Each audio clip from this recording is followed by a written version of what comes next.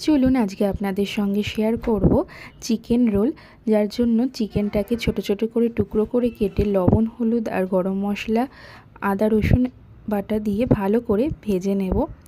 এরপরে এর মধ্যে দিয়ে দিলাম আমি ক্যাপসিকাম কুচি আর পেঁয়াজ।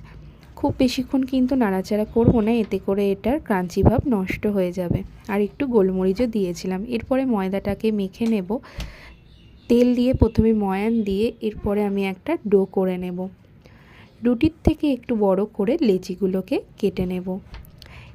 এরপরে এই রুটিগুলো আমি বেলে নেব একটু বড় করে। তারপরে রুটিগুলোকে হালকা সেঁকে নিয়ে একটা ডিম ফেটিয়ে নেব। যে কটা এগরোল বানাবো সেই কটা ডিম ফেটিয়ে নিয়ে কড়াইতে তেল দিয়ে ডিমটাকে দিয়ে তার উপরে আমি রুটিগুলোকে দিয়ে দেব। এরপরে ভালো করে এপিট ওপিট সেঁকে নেব। তেল দিয়ে এপাশ ওপাশ ভালো করে ভেজে নেব, যাতে রুটিটা একদমই কাঁচা না থাকে। আগে সামান্য একটু সেঁকে রেখেছিলাম, এরপরে তেল দিয়ে ভালোভাবে ভেজে নেব ডিমের সাথে।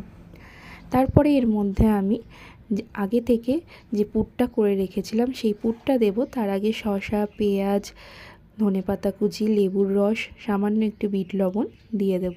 চাইলে আপনারা এখানে সসও দিতে পারেন বা কাসুন্দি।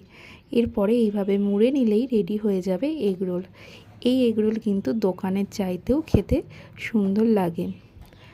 কেমন লাগলো রেসিপিটি অবশ্যই জানাবেন।